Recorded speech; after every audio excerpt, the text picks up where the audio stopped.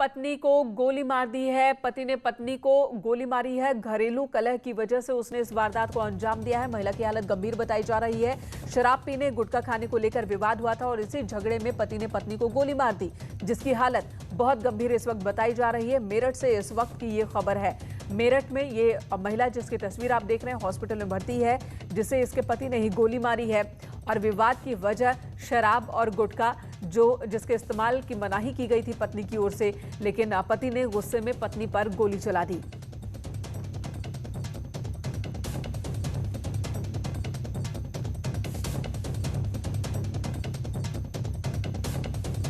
तो शराब पीने से मना करने पर, रोकने पर, गुटखा खाने से रोकने पर पत्नी को एक पति ने गोली मार दी, गोली चला दिया उसने पत्नी पर। उमेश श्रीवास्तव हमारे सहयोगी इस वक्त मौजूद हैं। उमेश, महिला की हालत कैसी है? यह देखिए मिलता है कि महिला की हालत स्थिर है, ठीक है। उसका इलाज एक निजी अस्पताल में चल रहा है। ये पूरा मामला हसीनापुर थाना क्षेत्र का है।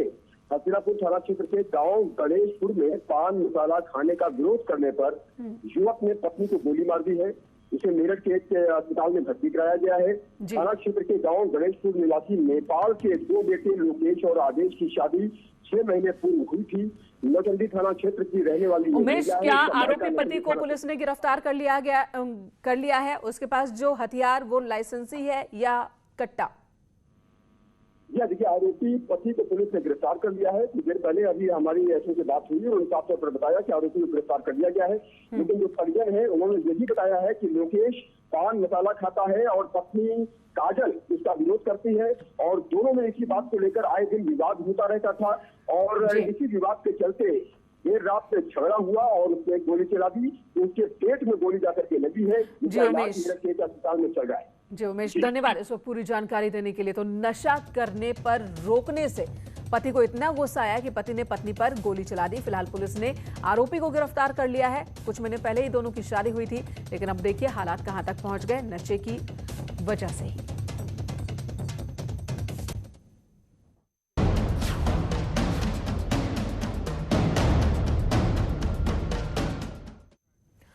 मेरठ में फिर लव जिहाद का मामला सामने आया। लव जिहाद की घटनाओं पर सीएम योगी ने सख्त रवैया दिखाया है। बावजूद इसके ऐसे मामले लगातार सामने आ रहे हैं।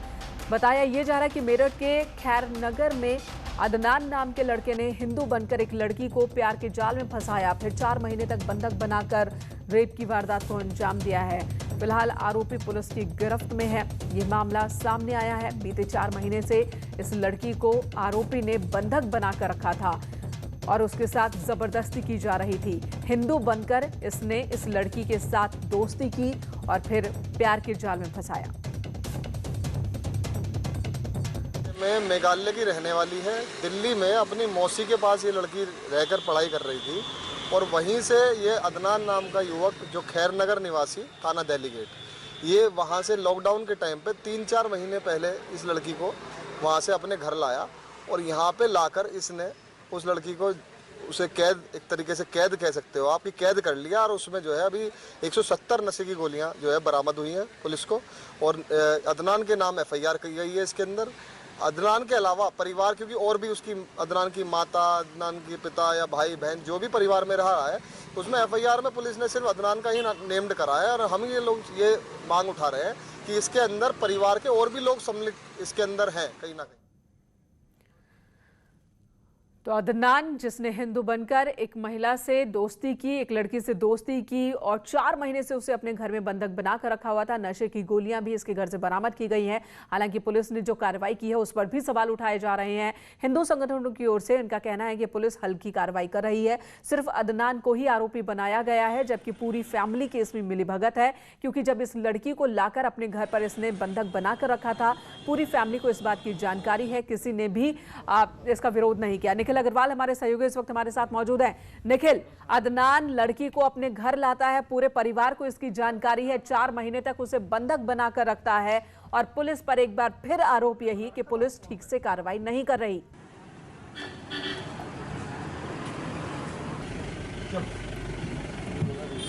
तो निखिल से एक बार फिर जुड़ेंगे, लेकिन उससे पहले ये तस्वीरें जो आप देख रहे हैं, 4 महीने तक एक लड़की को बंधक बनाकर रखा गया। ये लड़की दिल्ली में पढ़ने के लिए आई थी, लेकिन यहीं पर दोस्ती और दोस्ती के बाद इसको मेरठ लाया जाता है। निखिल हमारे साथ एक बार फिर से जुड़ चुके हैं। निखिल, इस मामले में अब खुलासा हो चुका है, लड़की का वर्जन भी सामने आया है क्या? बंधक बना रखा था आपको वहां पे? आवाज पहुंच रही है आप तक निखिल? यहाँ पर एक पूरा मामला सामने आया है जिसमें लव जिहाद जी को पुलिस ने खुलासा किया है। इसमें अदनान नाम के शख्स को पुलिस ने गिरफ्तार कर लिया है, जिसके बाद लड़की निकिता को यहाँ से बरामद कर लिया गया है। बताया जा रहा है कि लॉकडाउन के पहले इसको यहाँ लाया गया था और बंधक बना के रखा गया था। जिस तरीके से यहाँ बंधक बनाया था, उसको नशे की गोलियां दी जा रही थी और उसको लगातार मारपीट की जा रही थी। पीड़िता ने खुद बताया कि उसके साथ घर में मारपीट की जा रही थी और भी लोगों ने बंधक बना रखा था। कई बार उसने गुजारिश की कि उसे छोड़ दिया जाए, लेकिन वहां पर उसको जबरदस्ती रखा गया। निखिल, तो फिर पुलिस ने सिर्फ अदनान को ही आरोपी क्यों बनाया? जब पूरी फैमिली इस क्राइम में शामिल है तो फैमिली को क्यों नहीं आरोपी बनाया गया? देखिए, जो इस तरीके से अभी तक लिखित तहरीर आई है, उस पूरे मामले में अदनान के खिलाफ तहरीर आई थी। पुलिस से भी हमने बातचीत की तो उन्होंने कहा कि अब जांच में इसको बढ़ाया जाएगा। जो जो लोग इसमें शामिल थे उनके खिलाफ भी वही चार्ज लगेंगे जो अदनान के खिलाफ लगे हैं। इस पूरे मामले में हिंदू संगठन भी एक्टिव हो गए। उन्होंने यही कहा कि जब पूरी फैमिली घर में थी, मौजूद थी, उनकी जानकारी में था, तो यानी सभी ने बंधक बनाया और सभी ने उसके साथ मारपीट की और दूसरी कुकृत्य किए। तो इस पूरे मामले को लेकर अब राजनीति गर्मा गई है। मेरठ पुलिस ने अदनान को गिरफ्तार तो कर लिया है, लेकिन अभी कई ऐसे सवाल है जिसको पुलिस का जवाब आना जिस पर बाकी है। बिल्कुल। और निखिल, ये भी जानना चाहेंगे, बीते 4 महीने से ये लड़की इस तरीके से कैद थी इसके घर में, पुलिस को इसकी जानकारी कैसे लगी? किस तरह से इसे छुड़ाया गया? देखिए, मेघालय की ये लड़की है और जैसे ही इस लड़की के हाथ में मोबाइल आया, उसने अपने घर वालों को संपर्क किया और जब घर वालों को संपर्क किया गया तो उन्होंने वाया दिल्ली के माध्यम से मेरठ पुलिस को संपर्क किया और मेरठ की डेलीगेट पुलिस ने अदनान को ट्रैक किया और ट्रैक करने के बाद इस लड़की को बरामद कर लिया गया। जब इस लड़की से पूछताछ की गई तो पूरी हकीकत खुलकर सामने आ गई कि किस तरह से इसको नाम बदलकर पहले प्रेमजाल में फंसाया गया। ये लोग एक ही कंपनी में काम करते थे और फिर यहाँ उसको मेरठ लेकर आया गया। पूरे लॉकडाउन पीरियड में ये लड़की मेरठ रही और इस लड़की को तरह तरह की यात्राएं दी गई, बलात्कार किया गया और जो नशीली दवाएं वो दी गई। अदनान के पास से करीब 170 नशीली दवाओं की गोलियां बरामद हुई है जो इस लड़की को समय समय पर दी जा रही थी। किस तरह की ये बात सामने आई है निखिल, किस तरह की नशीली दवाएं हैं ये और इतनी गोलियां अदनान के पास कैसे पहुंची कैसे? देखिए, यही एक बड़ा सवाल है। जिस इलाके में अदनान का घर है वो एक बड़ी दवा मार्केट है और कहां से ये गोली आई, बिना प्रिस्क्रिप्शन से कैसे इसको ये दवा मिली, तो ये एक बड़ा सवाल है। और कौन कौन लोगों ने इसकी मदद की, तो इस पर अभी पुलिसिया जांच चल रही है। लेकिन जिस तरीके से अदनान का ये कृत्य सामने आया है तो वाकई शर्मसार करने वाला है। और ये एक बहुत बड़ी साजिश निखिल, ये एक बहुत बड़ी साजिश, बहुत बड़ा अपराध सामने आ रहा है। एक लड़की को किडनैप करके इस तरह से रखना, पूरा परिवार उसमें संलिप्त, नशे की गोलियां, बलात्कार, और पुलिस की कार्यशैली अब भी हल्की ही लग रही है। सिर्फ अदनान को आरोपी बनाया गया है। मामले की जांच की बात हो रही है। चलिए देखते हैं कि इस पर मामले की जांच आगे कहां और किस दिशा में कितनी तेजी के साथ बढ़ती है। आप इस पर निगाह बनाए रखिएगा, आपके रुख करेंगे, एक बार फिर जानकारी लेंगे। लेकिन इस बीच अगली खबर का रुख कर लेते हैं प्रयागराज से खबर, और यहां पर भी लव जिहाद का मामला सामने आया, जिसके बाद अब पूरे इलाके में हड़कंप है। खुद को हिंदू युवक आकाश बताकर फेसबुक पर दोस्ती की और फिर नजदीकियां बढ़ाकर यौन शोषण किया। यह आरोप, यह मामला प्रयागराज से सामने आया। मेरठ, कानपुर और लखीमपुर खीरी के बाद प्रयागराज में भी लव जिहाद का सनसनीखेज मामला सामने आया है। प्रयागराज के यमुना पार नैनी इलाके की रहने वाली युवती ने मुस्लिम युवक पर लव जिहाद का आरोप लगाया है। खुद को हिंदू युवक आकाश बताकर फेसबुक पर दोस्ती की और फिर नजदीकियां बढ़ाकर यौन शोषण किया। युवती का आरोप है कि उस पर धर्म परिवर्तन का दबाव बनाया गया, मना करने पर मारपीट की गई है। फिलहाल युवती ने बताया कि उसे शादी का भरोसा दिया गया था और उसके आधार पर शारीरिक संबंध भी बनाए। युवती ने आरोप लगाया कि इस बार वो 2 बार प्रेग्नेंट हुई, लेकिन उसका अबॉर्शन करा दिया गया। इसने मुझे एक हिंदू लड़का बन के फंसाया है। इसका नाम ये आकाश बन करके मुझसे फ्रेंडशिप हुई इसकी फेसबुक पे, रिलेशन में आ गए। उसके बाद मैंने इससे बोला कि शादी कर लेते, तो इसने मुझसे शादी नहीं की। कुछ फोटोज और वीडियो मेरे हस्बैंड को दे दिए, जिससे कि मेरे हस्बैंड ने मुझे निकाल दिया। प्यार में धोखे और हिंसा की शिकार युवती आरोपी के खिलाफ नैनी थाने में शिकायत दर्ज करवाने पहुंची। उसका आरोप है कि पुलिस ने अभी तक FIR दर्ज नहीं की है। वहीं पुलिस के आला अधिकारी फिलहाल मामले में बोलने से बच रहे हैं। हालांकि प्रयागराज पुलिस ने ट्विटर पर लव जिहाद के आरोपों का खंडन किया है।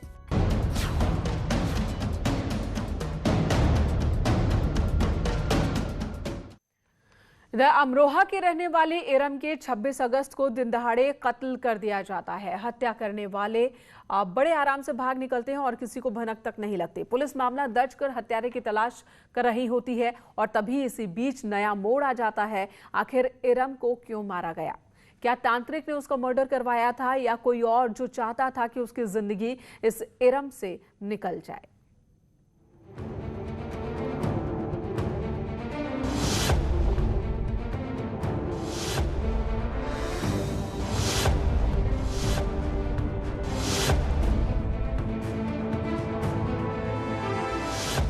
उसके हाथ से छूट रही थी जिंदगी।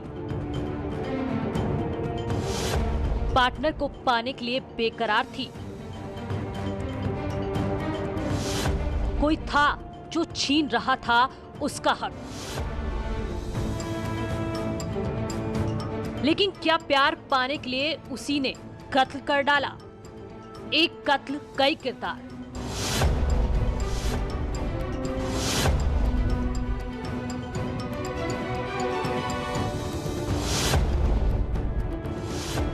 जितने चेहरे उतनी कहानियां।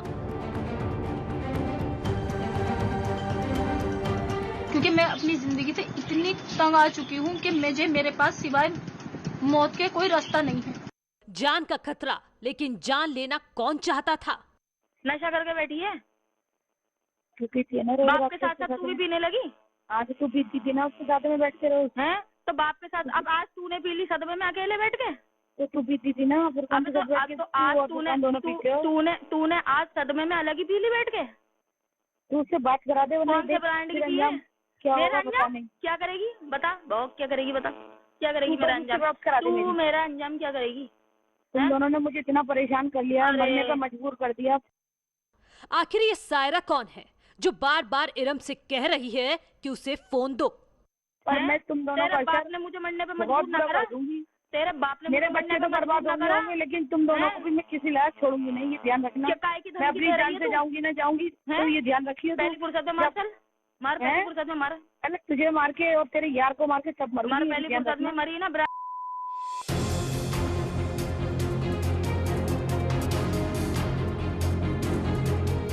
ये यार कौन है और सायरा क्यों कह रही है कि इरम और उसके यार को मारकर मरेगी?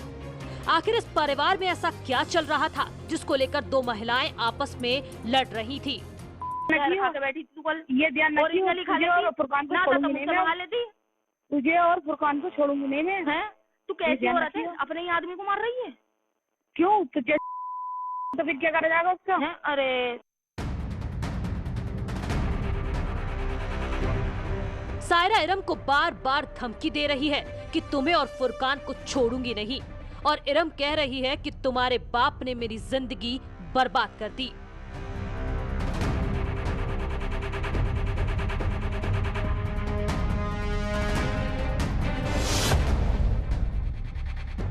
इस लव, सेक्स और धोखे में कत्ल की साजिश को समझने के लिए उन किरदारों को समझना होगा।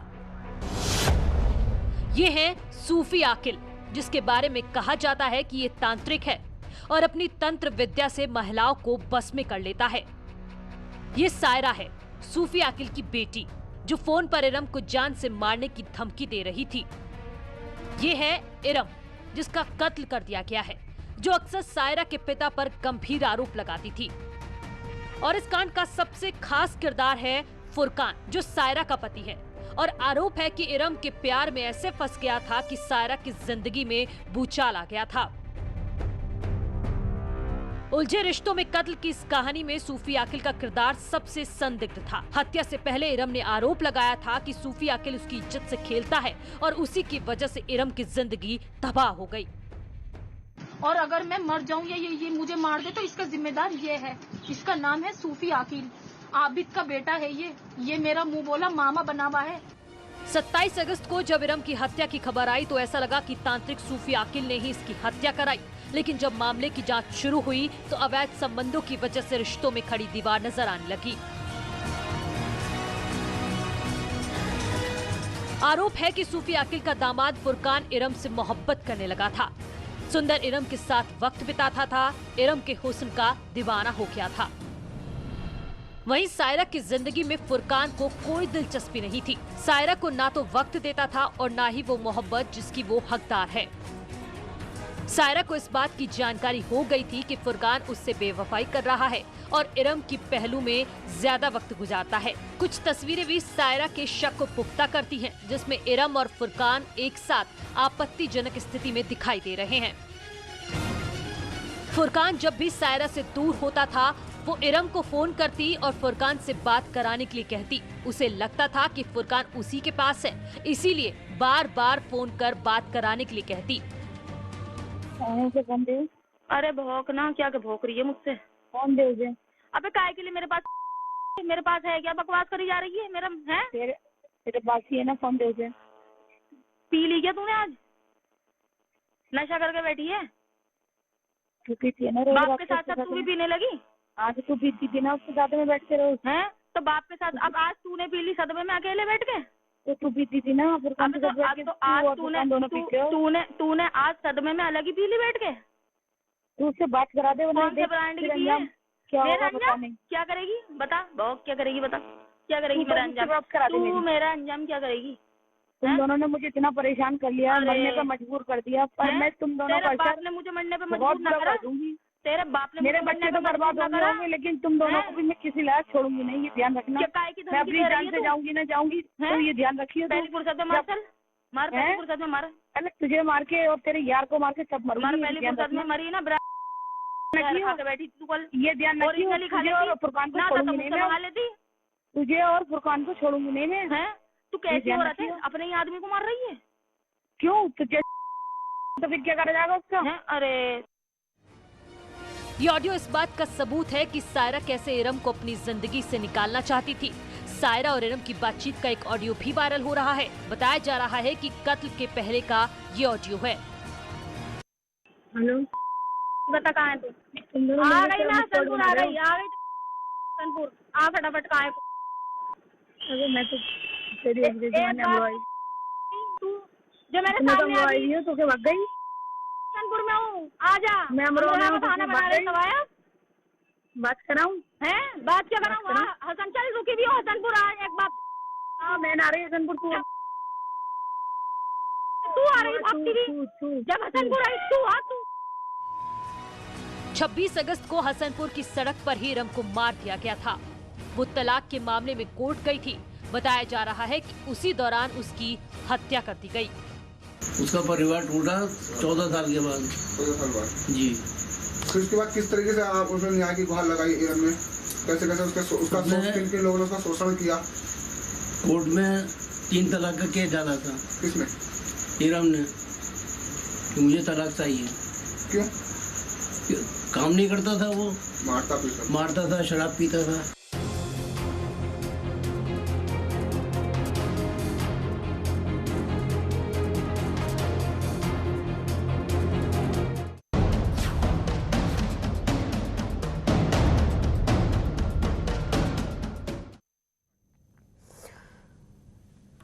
इस कहानी का अंत इरम की मौत के साथ, उसके कत्ल के साथ हुआ। हालांकि पुलिस पूरे मामले की जांच पड़ताल में जुटी है कि कौन है कातिल।